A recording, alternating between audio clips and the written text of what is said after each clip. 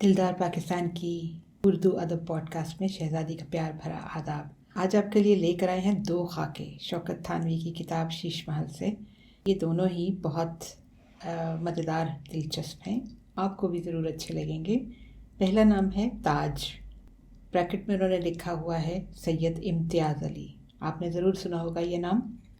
लिखते हैं, नई नई उर्दू सीखी थी, मौलवी मोहम्मद इस्माइल मेरठी की रीडरें पढ़ रहे थे कि भाई जान, याद है ना आपको उनके भाई अरशद थानवी का जो खाका सुनाया था कि भाई जान यानी कि अरशद थानवी ने अखबार फूल हमारे नाम जारी करा दिया। सबसे पहले जब अखबार फूल हमारे नाम आया है तो खुशी का आलम न पूछे, गोया हम भी इस काबिल हो गए कि हमारे नाम डाक आने लगी। फिर जब हमारा छपा हुआ पता आने लगा तो गोया और भी अपनी कदर व कीमत का एहसास हुआ कि जनाब हम वो हैं कि हमारा नाम छप कर आता है। इसी अखबार फूल के ज़माने से सैयद इम्तियाज़ अली ताज से गायबाना तारुफ था, यहाँ तक कि हम अखबार फूल के मज़मून निगार भी हो गए। हम तो खैर खाक हुए थे, मज़मून निगार भाईजान ने हमारे नाम से कहानियाँ लिख लिख कर छपवाना शुरू कर दी थी और अकड़ते हम थे।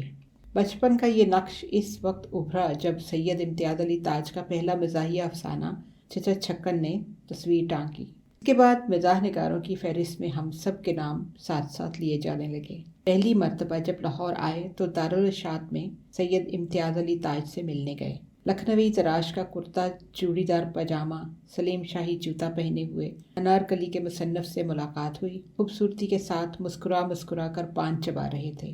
देर तक इधर उधर की बातें हुई रहीं। पहली मुलाकात थी, लिहाजा रस्मी तकल्लुफ़ात ही में ख़त्म हो गई। फिर सैयद इम्तियाज़ अली ताज के रेडियो ड्रामे सुन सुनकर उनसे करीब रहे, उनके ड्रामे की सलाहियत को तस्लीम किया।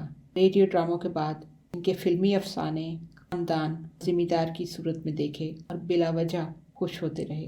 ग़ालिबन इसमें वतनियत का जज्बा था। हम वतन हैं और उछल रहे हैं, लिहाजा हमको भी उछलना चाहिए। मुंशी जी नामी ड्रामों का मजमुआ शाया करने के वक्त दूसरे हिस्से के मुकदमे के लिए सैयद साहब को लिखा, मगर जवाब नदारद। तकलीफ़ हुई मगर खामोश रहे। अब पंचोली आर्ट पिक्चर्स में आना हुआ तो सैयद साहब से निस्बतन तफसीली मुलाकातें हुई। उनके ड्रामों की सूझबूझ के अब भी कायल हैं, पर जिसकी ज़रा इस किस्म के लोगों में ज़रा कम बाकी रह जाती है जो अदब की तजारत बना लें। हम लोग कलम के मजदूर हैं, ये हमारा शौक ही नहीं बल्कि रोटी भी है। मगर इम्तियाज़ अली ताज में अभी तक बरजस्तगी, ताजगी और उपज बाकी है। आम रास्ते से कतरा कर अपने लिए रास्ता निकालते हैं, मगर बाद में वो रास्ता शारे आम बन जाता है और इम्तियाज़ साहब अपने लिए किसी नए रास्ते की तलाश में मसरूफ़ हो जाते हैं। तखल्लुस मालूम नहीं क्यों है, शायर तो है नहीं, मगर तखल्लुस यकीनन बेकार तो रखा ना होगा। शायद शुरू शुरू में कभी कुछ कहा हो या आइंदा कहने का इरादा हो और हफ्ज़ मा तक़द्दुम के तौर पर ताज रख लिया हो। अगर ये तखल्लुस इम्तियाज़ साहब ना रख चुके होते तो इलामा ताजोर नजीब आबादी को ग़ालिबन अपने तखल्लुस में खामखा का वर्ड लगाने की ज़रूरत ना होती। इम्तियाज़ साहब हंस हंस कर बातें करते हैं, बड़ी मीठी ज़ुबान है और बड़ा दिलावेज़ अंदाज़ गुफ्तगू। हर चंद के खालिस तजारती आदमी हैं, मगर सूरत से बिल्कुल साहूकार नज़र नहीं आते और ना एक खरांट किस्म के सरमायादार। के तजारत भी ताजर बनकर नहीं, अदीब ही बनकर करते हैं। अलबत्ता ज़्यादा से ज़्यादा ये कहा जा सकता है कि खुशकिस्मत अदीबों में हैं जो अदब की गोद में पल कर अदबी फ़िज़ाओं में परवान चढ़े हैं और उनको होश की आंखें खोलकर अपने लिए मैदान अमल सजा सजाया बना बनाया मिल गया। दूसरे अदीब खुद कुआं खोद कर पानी पीते थे। ये पानी पीकर अगर दिल चाहता है तो कुआं खोद लेते हैं, वरना ऐसे प्यासे नहीं हैं कि कुआं ज़रूर ही खोदें। लाहौर आकर और इम्तियाज़ साहब से मिलकर इस राज का इंकशाफ हुआ है कि आप घुमाओ फिराओ के साथ हमारे कुछ अजीज़ भी हैं। रिश्ता समझ में नहीं आया है कि क्या है, मगर ये तय हो चुका है कि रिश्ता है ज़रूर, कुछ ना कुछ खुदा करे कुछ अच्छा ही रिश्ता हो। ये था शौकत थानवी का छोटा सा खाका ताज साहब के बारे में। अब अगला खाका है तबस्सुम नज़ामी के बारे में। लिखते हैं, मामू हैं सागर नज़ामी के, मगर भांजा गर्दानते हैं तमाम दुनिया को। होना ये चाहिए था कि आदादो अतवार भांजे में मामू के आते, मगर इन मामू ने भांजे की अदाएँ अपनाने की पूरी कोशिश की है और ये अदाएँ इसलिए भोंडी नज़र आती हैं कि सागर की इन अदाओं के पस मंज़र में उनका हुस्न, उनकी जहानत, उनकी अदबी शोहरत और उनकी आवाज़ वगैरह है। मगर आपकी इन अदाओं के पस मंज़र में आप खुद ही हैं। نہ حسن ہے، نہ غیر معمولی ذہانت، نہ ادبی شہرت اور نہ آواز، مگر یہی خیال کیا کم ہے کہ میں ایسے شہرائے آفاق بھانجے کا ماموں ہوں۔ اگر تبسم صاحب ساگر کے ماموں نہ ہوتے تو شاید اپنی انفرادیت کا کچھ بھرم رکھ لیتے، مگر ڈبویا ان کو ہونے نے، نہ ہوتے یہ تو کیا ہوتے۔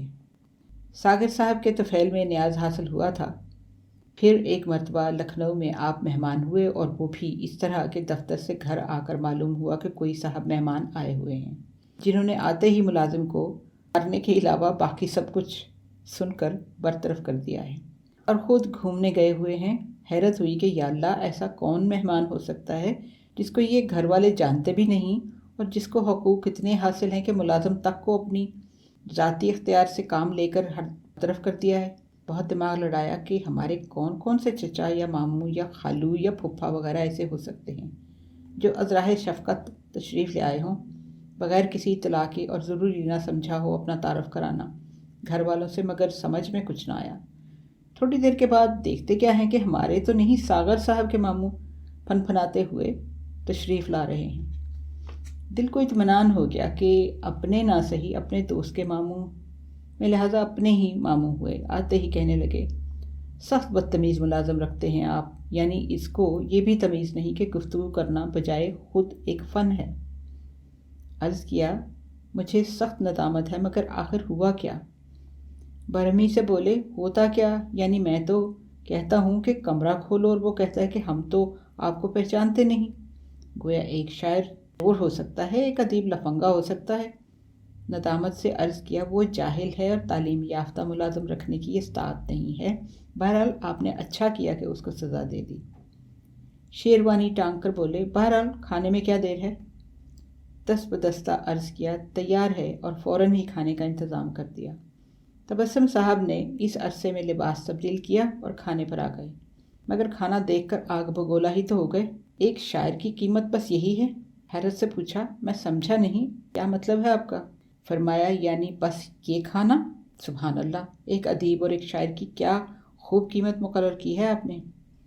کھانا یقیناً روزمرہ کا تھا، تکلف قطعی نہ تھا، مگر اس وقت جو ندامت ہو رہی تھی وہ کچھ عجیب قسم کی تھی، یعنی اپنے اوپر یا اپنے کھانے پر شرم نہیں آ رہی تھی، بلکہ تبسم صاحب پر شرم آ رہی تھی کہ یہ اس قسم کی باتیں کیوں کرتے ہیں۔